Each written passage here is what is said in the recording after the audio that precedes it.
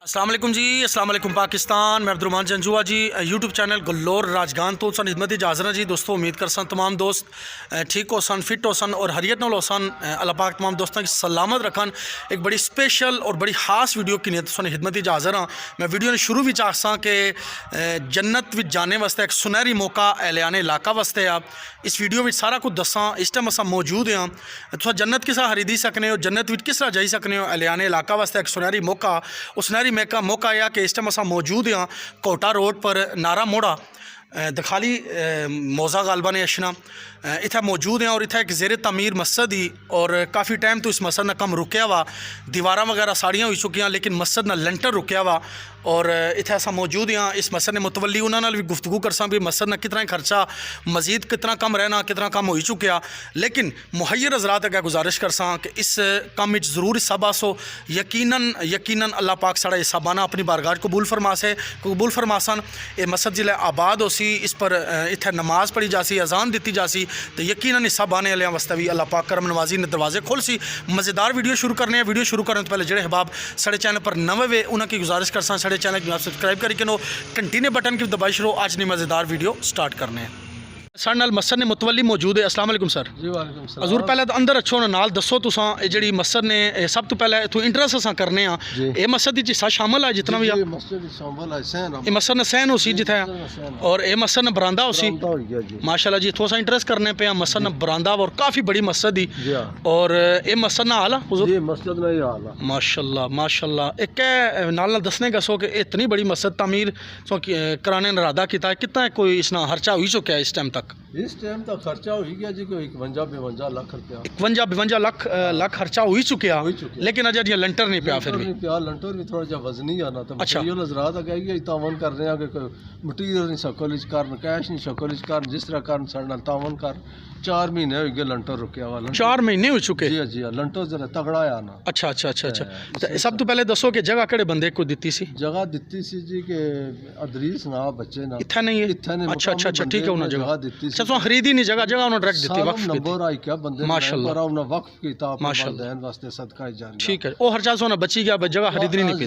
जमीन नहीं खरीदनी पे जमीन फ्री मिलेगी ते नाल दसने तुसां की दोस्तों इन्हां नाल गुफ्तगू भी कर सा। काफी कितना एक बड़ा आला है क्या उसने मैश वगैरह ये 76 फुट लंबाई है ते 35 फुट चौड़ाई है माशाल्लाह माशाल्लाह प्लस अगे 13 फुट बरामदा है माशाल्लाह माशाल्लाह। दोस्तों ये हाल च मौजूद है नाल कुसलखाने ले भी सिलसिला भी है आओ आओ नाल वो भी अच्छा वो तैयार है तकरीबन उस पर लंटर पे आवा अच्छा अच्छा वो पे आवा ठीक है लंटर पे आवा बस उसना अंदर वाला काम रहना सारा अच्छा अच्छा अच्छा अच्छा माशाल्लाह माशाल्लाह।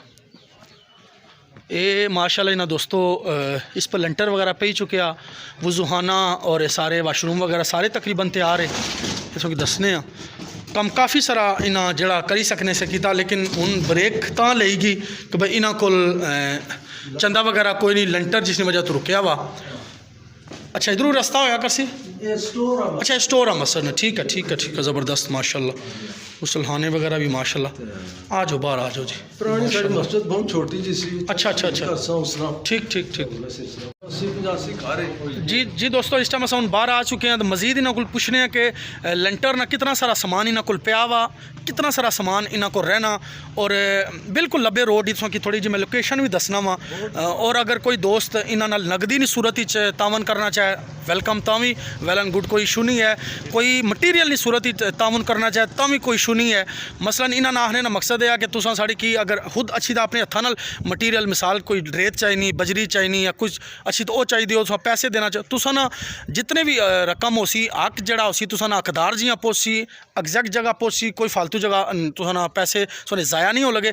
थोड़ी जिन्होंने मजीद गुफ्तगू कर रहे हैं कि भाई तुसा को इस टाइम लंटर ने क्या क्या कमी है जेडे मुहैयर हज़रात वीडियो तकने पे मुमकिन है उन्होंने वास्ते मजीद आसानी हो जासी तावन करने वाले। बैक पर तकने पे सरिया पे आवा ये पूरा वा सरिया या सरिया 100 मन और चाहिए ये कितना वा ये 90 माना 100 मन और चाहिए तो बजरी जड़ी पीवी बजरी जड़ी काटे ना बजरी तो रेत असा की तकरीबन 15 सैकड़े बजरी तो रेत और चाहिए।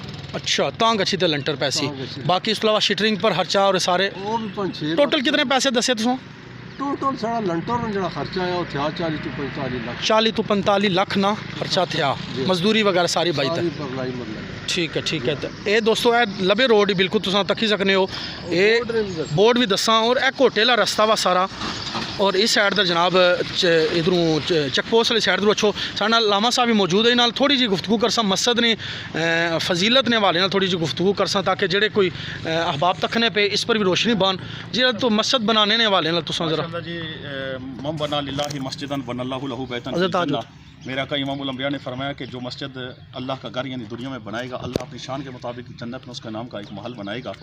ये मस्जिद जिसके बारे में किबला जामी साहब ने बयान किया है और अलामा कारी अमीर अफजल साहब ने, ये कारी अमीर अफजल साहब का अपना गाँव है और ये यहीं के मकामी रहने वाले हैं। ये बात नहीं, ये सबसे बड़ी बात है मैं जो आपके सामने ये करना चाहता हूँ।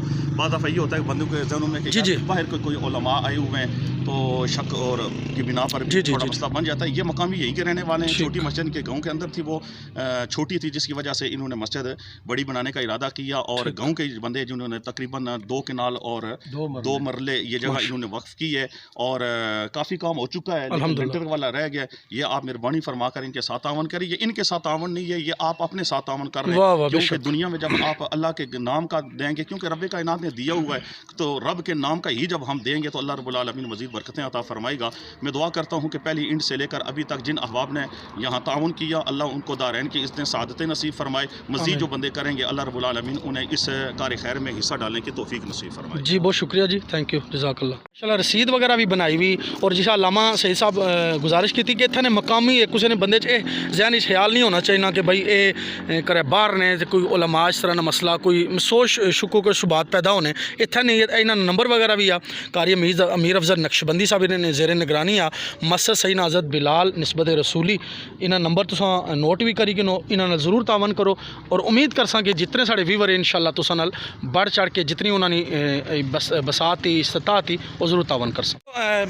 मस्जिद ना जरा बोर्ड वगैरह लगा ये तुसा की दसने बस वीडियो ना एंड करने ताकि कोई दोस्त अगर डायरेक्ट आना चाहे ताकि उसको वास्ते आसानी होगी सर निशानी तो फिर वीडियो ने जलाना एंड इतना ही करी छोड़। तो कोटेले पर पासू रस्ता आशना और ए बिल्कुल मरकज़ी जो बोर्ड लगा हुआ तो मस्जिद ज़ेरे तमीर ना सारा तकी सकने हो नोट करी कि दोस्तों। और ए लोकेशन मस्जिद सामने कितनी प्यारी मस्जिद माशाल्लाह तैयार होनी पी और मैं दुआ करना कि अल्लाह पाक इस मस्जिद की जल्द तामीर फरमान और जितने दोस्त तावन करी चुके अल्लाह पाक उन्होंने तावन करना अपनी बारगाह कबूल फरमान, जेडे मजीद कर सन अल्लाह उन्होंने की भी तौफीक अता फरमान। ये चनामा और जड़ा चौक पंडोरी पासों जो रस्ता चौथ ए और बिल्कुल मरकज़ आ और बड़ी मस्जिद माशाल्लाह तमीर होनी पी ज़रूर दोस्तों इस मस्जिद वाले नाल तो दोस्त तावन करी सकते हैं। ठीक है तो उम्मीद कर सा जी आज की वीडियो सुन पसंद आई उसी ज़िंदगी वफा की थी एक नवी वीडियो नाल एक नवे व्लॉग ना सो हिदमत ही दोबारा हाजिर हो सा असने रहो वसने रहो। मेरा अल्लाह सो कि अपने हिफ्ज़ो अमान ही रखा है इस दुआ नाल इजाज़त कि इंसान के जिथे पैर हुआ है उत्था ही हैर वाजी पाकिस्तान जिंदाबाद। अल्लाह सोने।